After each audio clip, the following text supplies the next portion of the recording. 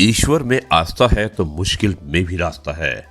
You must be big enough to admit your mistakes, smart enough to learn from them and strong enough to correct them. Stay safe, stay healthy and stay positive. दोस्तों, ये है आपका अपना प्रिय RJ आदि कश्यप मुंबईचा माणूस और आपके लिए लेकर आया है आपका मनपसंद program positive karma. Episode number है 158, 14 अक्टूबर वेडनेसडे, और आज मैं आपको रिपोर्टिंग कर रहा हूँ नई दिल्ली से। दोस्तों, अब मैं बढ़ाता हूँ इस कार्यक्रम को आगे। प्रयत्न करने से कभी ना झुके, हिम्मत नहीं तो प्रतिष्ठा नहीं, और विरोधी नहीं तो प्रगति नहीं। जो पानी में भीगेगा वो सिर्फ लिबास बदल सकता है, लेकिन जो पसीने में भीगता है वो इतिहास बदल सकता है। सुप्रभात, नमस्कार, गुड मॉर्निंग, आदाब और सत श्री अकाल। एक बार फिर आपका अपना प्रिय आरजे आदि आपके लिए लेकर आया है आपका मनपसंद प्रोग्राम पॉजिटिव कर्मा। दोस्तों, छोटी सी खूबसूरत लाइन जो मैं आपको सुनाने जा रहा हूँ ये बहुत अच्छी लगेगी आपको, और मैं सुनाता हूँ इस लाइन को कुछ इस प्रकार से। कोई नहीं देगा तेरा साथ यहाँ, हर कोई यहाँ खुद में ही मशगूल होता है। जिंदगी का बस एक ही उसूल है, तुझे गिरना भी खुद है और संभलना भी खुद है। दोस्तों, अब मैं मिलता हूँ एक छोटे से ब्रेक के बाद में, और आपको सुनाऊंगा एक बहुत ही व्यंग्यात्मक कविता। थोड़ी हंसी आएगी आपको, और कभी कभी हमारे जीवन में हंसी मजाक भी ज़रूरी होता है। तो ये कविता थोड़ी सी हंसी वाली है, लेकिन बहुत ही अच्छी कविता है, और मुझे उम्मीद है कि ये आपको पसंद आएगी। हमारे एक सुनने वाले ने भेजी है। मैं मिलता हूँ एक छोटे से ब्रेक के बाद।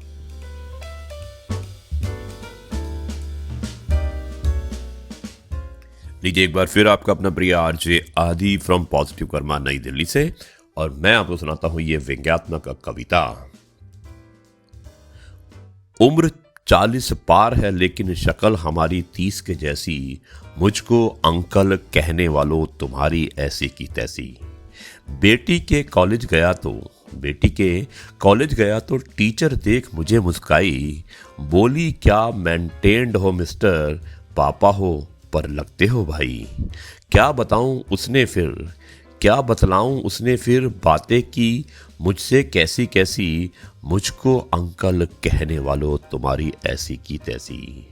पड़ोसन बोली सेकंड हैंड हो लेकिन फ्रेश के भाव बिकोगे, बस थोड़े से बटन खोल लो फिर अजय देवगन जैसे दिखोगे।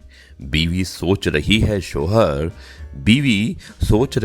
शोहर मेरा कितना अच्छा है जी, पढ़ती नहीं गुलजार साहिब को दिल तो आखिर बच्चा है जी।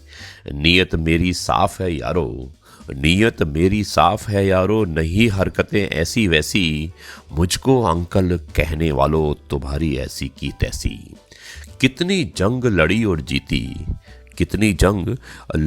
जीती इन गुजरे सालों में, दो एक झुर्रियाँ गालों में हैं और थोड़ी सफ़ेदी बालों में हैं। इरादे मगर मजबूत हैं अब भी, उमंग भी सॉलिड पहले जैसी, मुझको अंकल कहने वालों तुम्हारी ऐसी की तैसी। जीने का जज्बा कायम हो तो उम्र की गिनती फिर फजूल है, अपने शौक को जिंदा रखो, जीने का बस यही असूल है।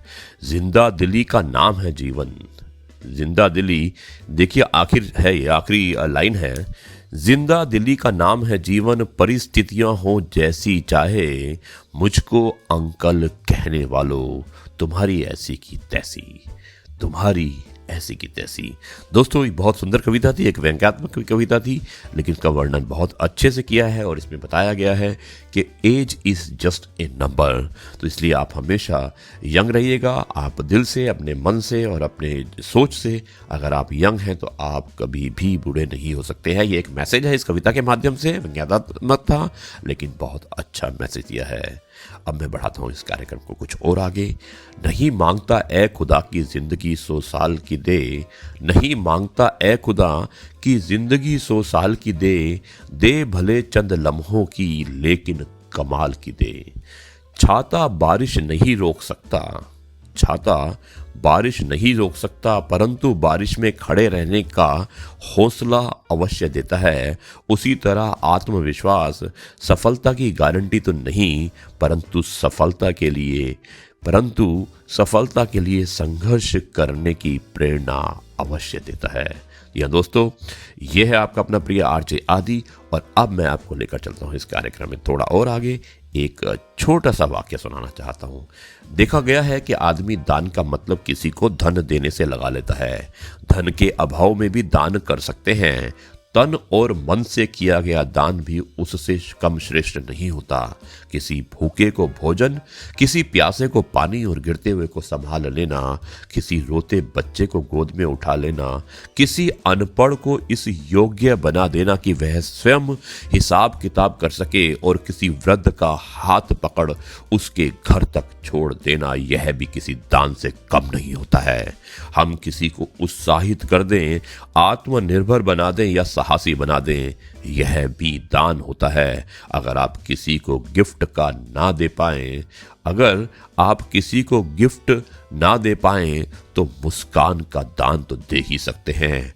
आभार ही काफी होता है। समय, विश्वास और सम्मान, यह ऐसे पक्षी हैं जो उड़ जाएं तो वापस से नहीं आते हैं। दोस्तों, यह है आपका अपना प्रिय आरजे आदि का मुंबईचा माणूस। और अब मैं इस कार्यक्रम का जो आखिरी चरण होता है वो कहानी के रूप में होता है, और बहुत अच्छी कहानी है, लेकिन सुनाता हूं एक छोटे से ब्रेक के बाद। जाइएगा मत।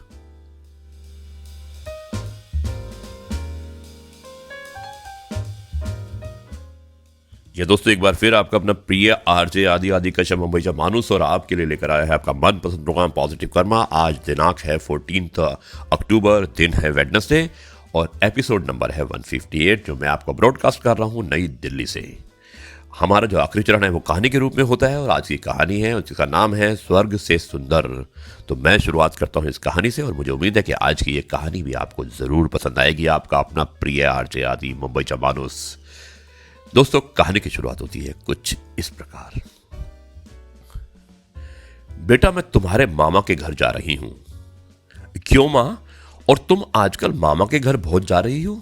तुम्हारा मन मान नहीं रहा तो चलो चली जाओ। मां, तुम ये पैसे रख लो, तुम्हारे काम आ जाएंगे, बेटे ने जवाब दिया। मां का मन भर आया। उसे आज अपने दिए संस्कार लौटते नजर आ रहे थे। जब मोहन स्कूल जाता था तो वो मां से जेब खर्च लेने में हमेशा हिचकिचाता था, क्योंकि घर की आर्थिक स्थिति ठीक नहीं थी। पिताजी मजदूरी करके बड़ी मुश्किल से घर चला पाते थे, पर मां फिर भी उसकी जेब में कुछ सिक्के डाल देती थी, जबकि वो बार बार मना करता था। पिताजी मां को हमेशा कहते थे, तुम इसे बिगाड़ कर ही मानोगी, पर मां हमेशा मुस्कुराकर टाल दिया करती थी। पत्नी का स्वभाव भी उसकी मां की तरह कुछ खास अच्छा नहीं था। वो रोज कहा सुनी करती थी। उसे ये बड़ों से टोका टाकी पसंद नहीं थी। बच्चे भी दादी के कमरे में नहीं जाते। मुझे भी देर से आने के कारण बात करने का समय नहीं मिलता। एक दिन मां का पीछा किया। आखिर मां को मामा के घर जाने की इतनी जल्दी क्यों रहती है? वो ये देखकर हैरान हो गया कि मां तो मामा के घर जाती ही नहीं है। वो तो स्टेशन पर एकांत में एक पेड़ के सहारे घंटों बैठी रहती है। तभी पास खड़े एक बुजुर्ग जो ये सब देख रहे थे, उन्होंने बोला, बेटा क्या देख रहे हो? जी वो, अच्छा तुम उस बूढ़ी औरत को देख रहे हो? वो यहां अक्सर आती है और घंटों पेड़ तले बैठकर सांझ ढले अपने घर लौट जाती है। अच्छे घर की लगती है।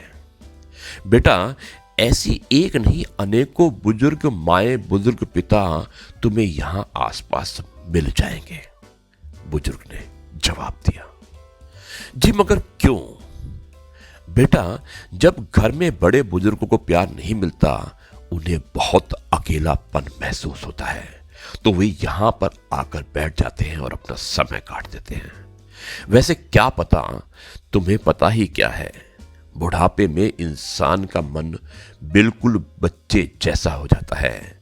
उस समय उन्हें अधिक प्यार और सम्मान की जरूरत पड़ती है, पर परिवार के सदस्य इस बात को समझ नहीं पाते।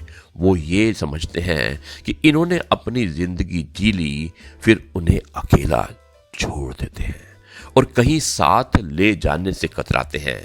बात करना तो दूर, अक्सर उनकी राय भी उन्हें कड़वी लगती है, जबकि बुजुर्ग अपने बच्चों को अपने अनुभवों के आने वाले संकट और परेशानियों से बचाने के लिए सलाह देते हैं।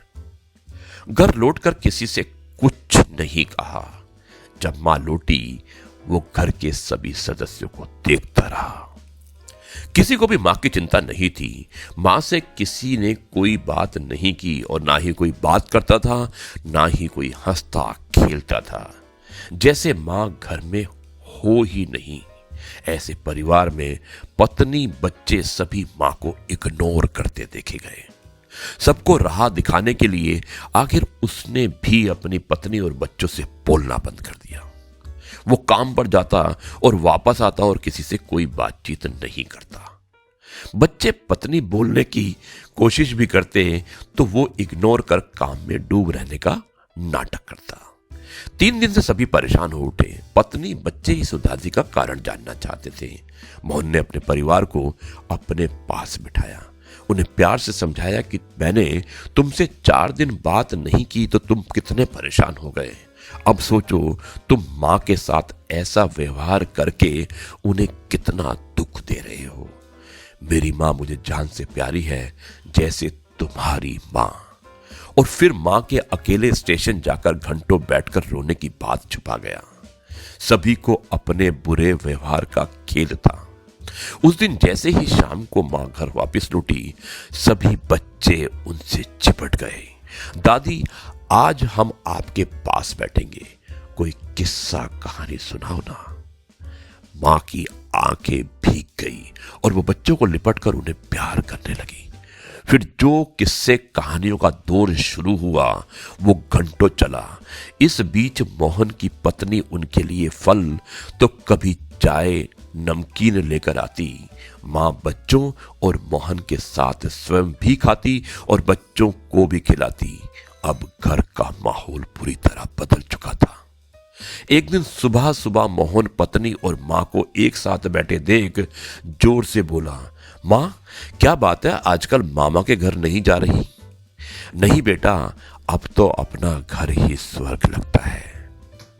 सच मां, मोहन मां को देखते हुए बोला और मां बहू को सीने से लगाकर बोली, हां, स्वर्ग से भी सुंदर है। दोस्तों, ये थी कहानी स्वर्ग से भी सुंदर। और आपको कैसी लगी ये कहानी आप मुझे जरूर लिखिएगा। यह है आपका अपना प्रिय आरजे आदि कश्यप मुंबई चमानुस और आपके लिए लेकर आया था आपका मनपसंद program positive karma. Episode number था 158 यानी कि 158। दिन है बुधवार 14 अक्टूबर और ये रिले आज मैं कर रहा था नई दिल्ली से। अब मैं इस कार्यक्रम को यहीं पर समाप्त करता हूं और कल आपसे फिर एक बार मुलाकात होगी एक नई कहानी, नए किस्से, नई कविता और नई बात के साथ। तब तक के लिए मैं आपसे कहता हूं नमस्कार, जय हिंद, जय भारत, वंदे मातरम, भारत माता की जय।